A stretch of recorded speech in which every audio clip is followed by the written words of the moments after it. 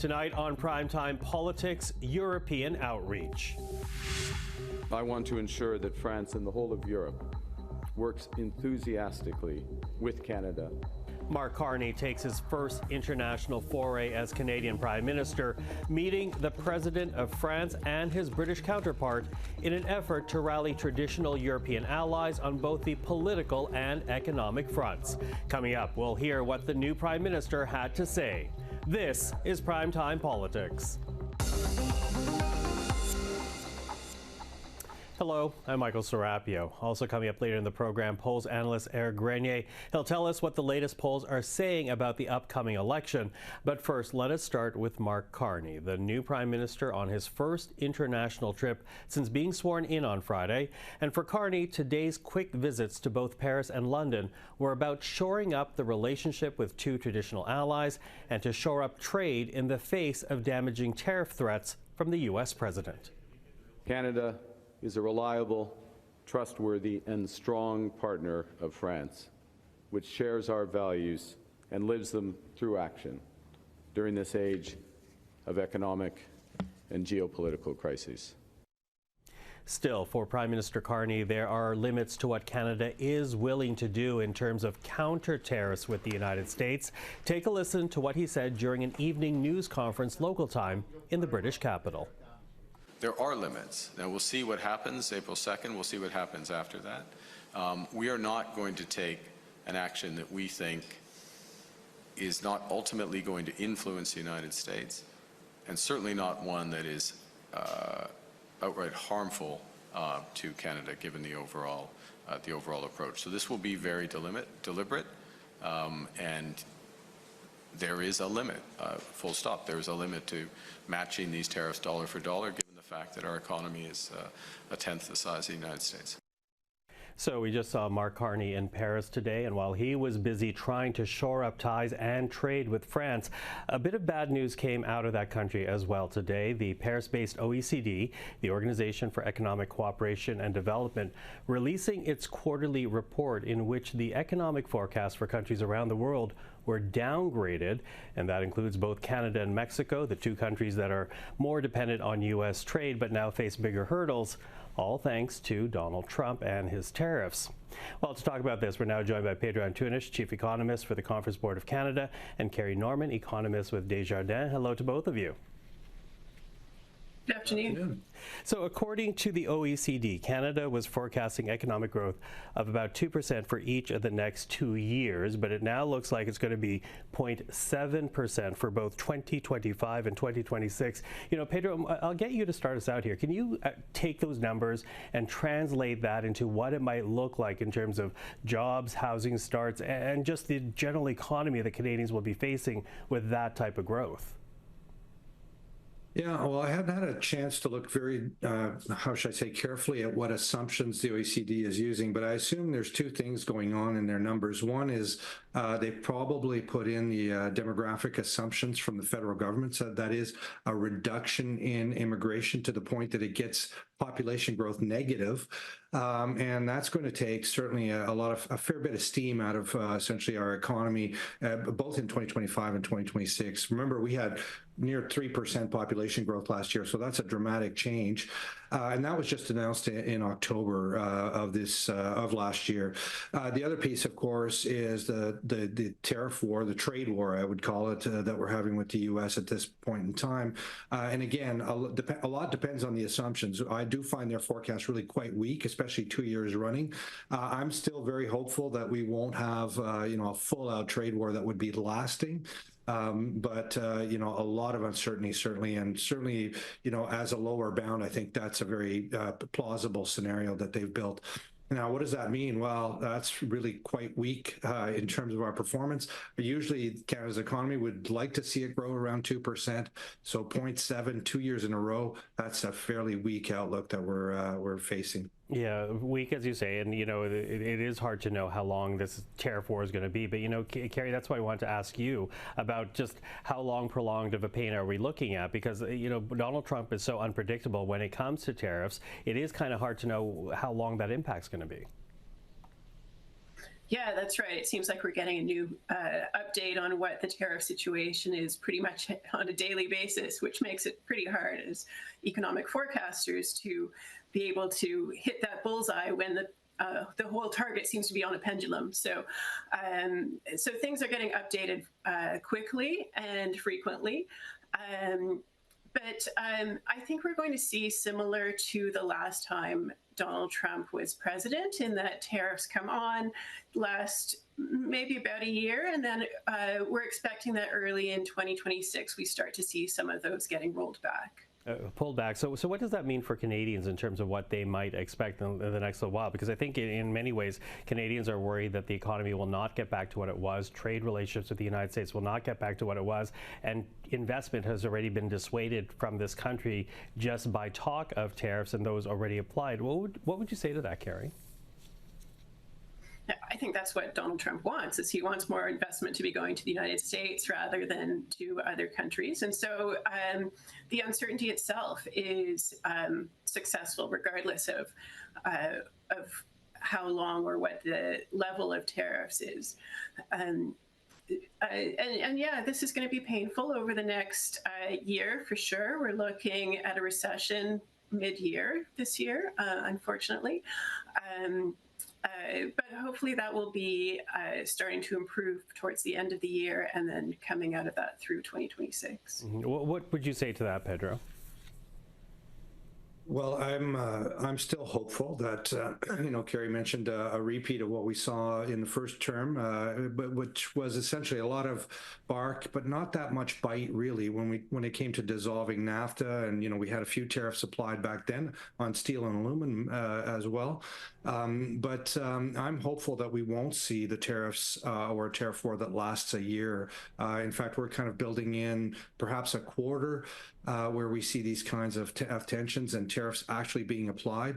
And the reason I say this is this is going to be very painful for the U.S. economy as well. We're already seeing Europe talking about retaliatory tariffs coming up in April. Canada will retaliate, Mexico as well. So the U.S. is not just having a trade war with Canada, it's a trade war with everyone. And that's just not sustainable. We're seeing it, in fact, in stock markets reflecting that same sense that, U.S. stock markets have been hit just as hard, if not harder, than Canadian ones. So I think there's a little more hope here that, again, this is more bark than bite, as Kari mentioned, the objective here is to move investment without actually applying those tariffs, just the fear around them. And that is working, and it worked, by the way, with the dissolution of NAFTA back in 2016 as well. Still, we don't know what is going to happen around the corner when it comes to the Trump administration. We do right now, for a fact, see the new Prime Minister in Europe today, in part looking to foster trade relationships. What could diversified markets do for the Canadian economy? And I'll also add internal trade to that, because that's a discussion that we've also been having, Kari. Yeah, absolutely. I think we've been talking a lot more about lowering provincial trade barriers, and that's very challenging because there's a lot of different levels, and of course every province wants to make sure that they're all coming out equivalent in the end, rather than one province giving up everything and not gaining. And that's something that will be very complicated to undo, but hopefully we see some of that going forward. And what about the potential of Europe, for example? Because we did see Prime Minister Carney today in both Paris and London.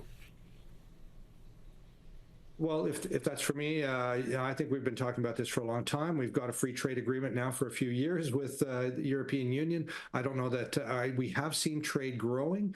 And of course, it's natural for business to look to the U.S. market because it's such a big market, and we've had free trade agreements with them. And we didn't really feel this threat coming until very recently with the election results. So I think it will take time to move some of our trade to Europe and to other jurisdictions.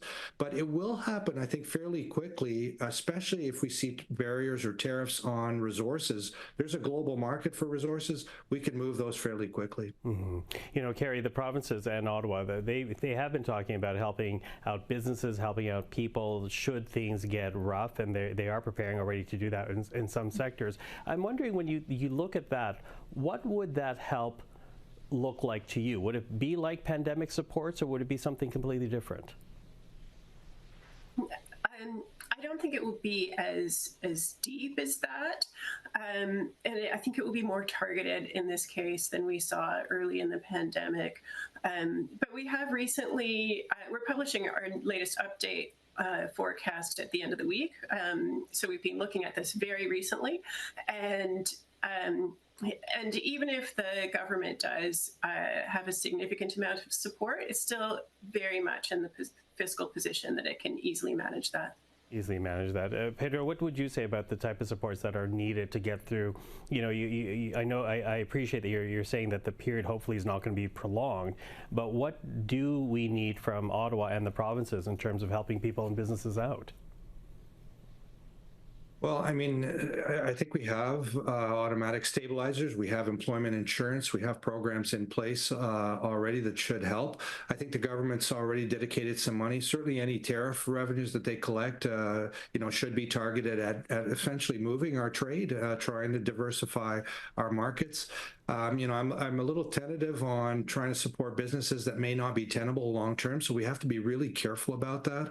I think there was a little too much. I mean, it's always easy in retrospect to criticize. I think we did a great job during the pandemic bringing these programs very quickly into place, but we did spend an awful lot more money on debt load than in fact the hit to GDP. So I think we need to be careful. I think Kari mentioned targeted. I think that's important. I think supporting households is important. And again, let's hopefully we see a negotiating ourselves out of this mess and some reason coming back to U.S. trade policy. Okay. Well, Pedro, Kari, thank you for that. I appreciate the time and the insight. My pleasure. Well, as Prime Minister Carney was in Europe today, the Conservative leader was in Eastern Ontario, promising to axe the carbon tax, not just the consumer levy, but also promising to end the industrial emitters tax as well. Take a listen. Today I am announcing that a common sense Canada First Conservative government will repeal the entire carbon tax, including the federal backstop that requires provinces impose industrial taxes. There will be no taxes on consumers, no taxes on Canadian industries. Instead, provinces will continue to have the freedom to address this issue how they like, but there will be no federal obligation to impose the tax. Poilievre's promise comes after Prime Minister Carney reduced the carbon levy to zero last Friday, and it also comes as Liberals continue to close the gap on the Poilievre Conservatives. Well, joining us now is Éric Grenier, polls analyst and founder of The Writ. Hello, Éric. Hello. So let's start with the horse race, because we know that the Liberals have been gaining ground on Conservatives these past few weeks. Where do things stand right now? Yeah, we are absolutely seeing that the race is getting tighter between the Liberals and the Conservatives. On average right now, the Conservatives do still have the lead, though we have seen a number of polls recently that have suggested that that lead could be in the very, very low single digits. One thing is for sure is that it is a much tighter race between those two parties, and I do think that we are heading towards a neck-and-neck race. You can also see with those numbers, though, that the NDP continues to struggle, continuing to drop in the polls. We have them now just a little bit over 13% in the polling averages. So we're definitely seeing a much different race over than what we saw just a few months ago. And even as with each passing week, we do see that the numbers suggest that this election is getting tighter and tighter. Yeah, tighter and tighter. You know, how much of that, when you look at these numbers, is Mark Carney, though? Because I wonder whether or not these numbers reflect the fact that, I guess 2 weekends ago now, he won the leadership of the Liberal Party. Yeah, I do think that that is part of it. We are seeing that his numbers are lifting the Liberals up, that the numbers that we've seen over the last few weeks are better than the numbers the Liberals had in the few weeks before Justin Trudeau officially stepped down. And we have seen numbers about Mark Carney himself that do suggest that he does stack up quite well against Pierre Poilievre. So I do think that a lot of this is Mark Carney. A lot of it is also the fact that Trudeau resigned, that the Liberal government has been dealing with the threat of tariffs from Donald Trump. But I do think that Mark Carney has been giving them that extra little boost that is putting them into this very close race with the Conservatives. Okay, well, let's talk about seat projection now, though, because, going through your data, when you look at it, yes, the Conservatives have still this lead, but in terms of seat projection, what is that looking like right now? Well, right now, both the Conservatives and the Liberals are in minority territory, and we do have, in my projections, just a very small gap between them. 17 seats might seem like a lot, but a lot of those seats are actually, a lot of them in Ontario, a lot of them right now being projected to be decided by just a handful of points. So if we do see that in the next set of polling that the Liberals are up another point, another 2 points, you could very easily see those seat projections flip. The Liberals do not need to be ahead in the polls in order to be ahead in the seat count. We've seen that in the last 2 elections where they lost the popular vote, but were able to win a pretty solid minority government. So if we continue to see some of these polls that have the Liberals and the Conservatives even tied, once we get into a tied scenario between those 2 parties, you actually do have the Liberals with a decent chance of winning a majority government, just because of how that breaks down regionally and because of just how bad things are going for the New Democrats. Had them at just 12 seats in the projection right now. You need 12 for official party status in the House of Commons.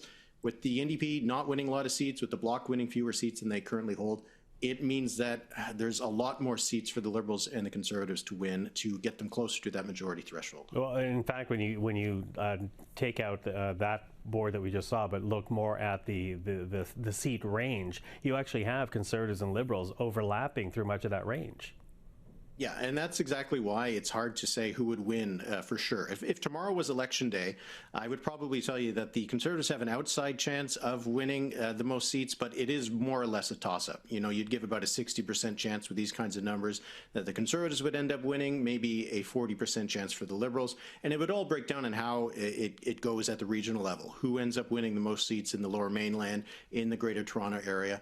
So we are really in a very, very close race when it comes to the seats. We are also in a close race when it comes to the polls, but as I mentioned, the Liberals don't need to be as close to the Conservatives as the Conservatives need to be ahead of the Liberals in order to win the most seats. Now, let's talk, you mentioned the GTA, but let's talk about Ontario, because as we look at these shifting numbers for the Liberals, how much of that, because you've noted Atlantic Canada and Quebec in the past, but how much are we now seeing a shift in Ontario?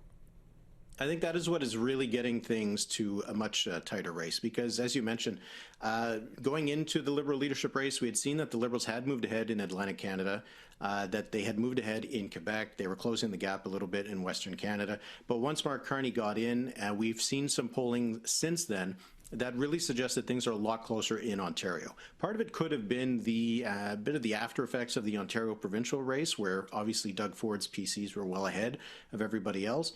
But if the gap before in Ontario had been about a 10-point Conservative lead, we're now looking at maybe half that. And in some polls, we have actually seen the 2 parties tied in Ontario.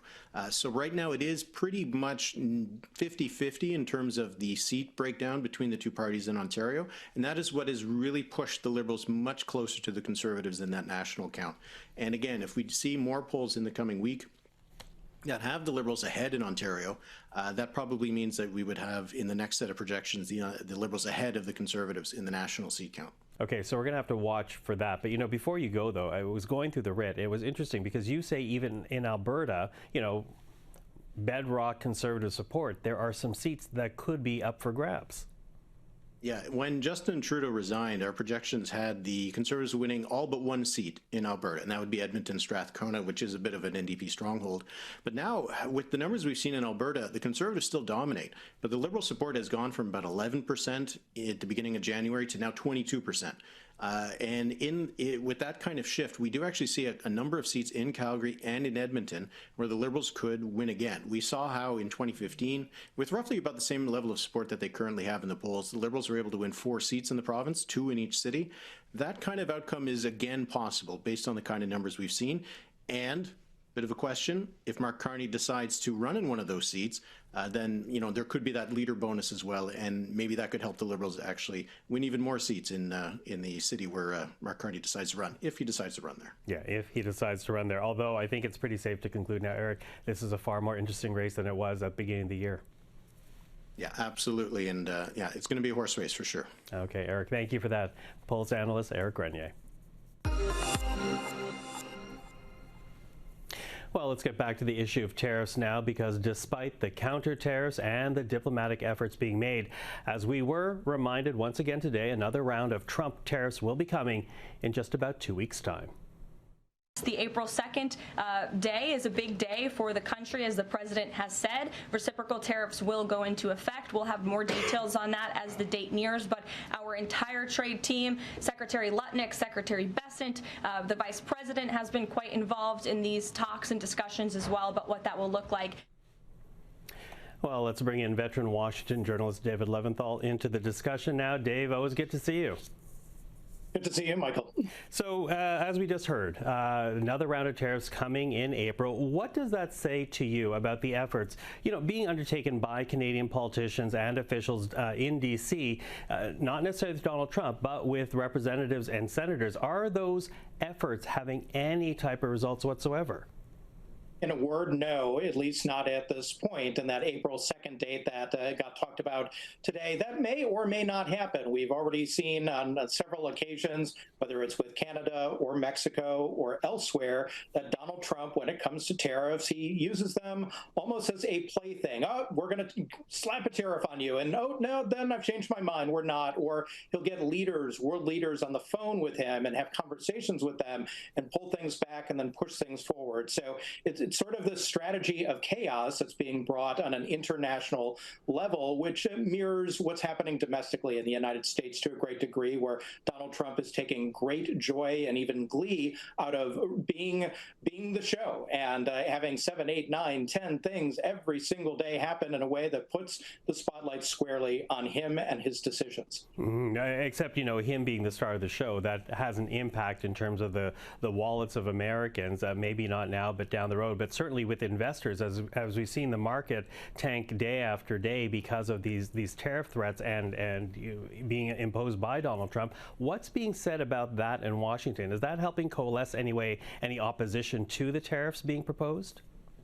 It has, and there have been a couple of polls very recently, just in the past couple of days, that have come out, and of course you can expect that Democrats in the United States, about 90% have said that tariffs are bad the way that Donald Trump wants to do them, but roughly 60% of Republicans are also saying that they have concerns too about these tariffs, and here's why. If the price of goods as a result of these tariffs go up, if groceries, if automobiles, any other product that you're going to take from another country, bring to the United States and use for a purpose, if the prices are going up, then Donald Trump's poll numbers are probably going to go down. And he doesn't seem to be bothered by that at this point. It's definitely something that he believes and has said many times over, that this is going to be great for the United States. He definitely believes that tariffs are the key to getting companies to manufacture products in the United States as opposed to Canada or China or Europe or anywhere else.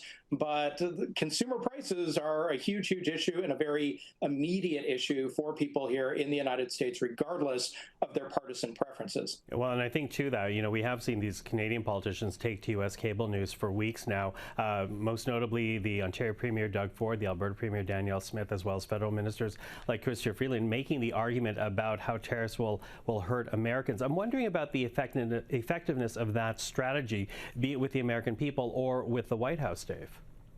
Yeah, well, not too many Americans are necessarily, no offense, tuning into Canadian news all the time, but they are tuning into their own pocketbook, their own bank account.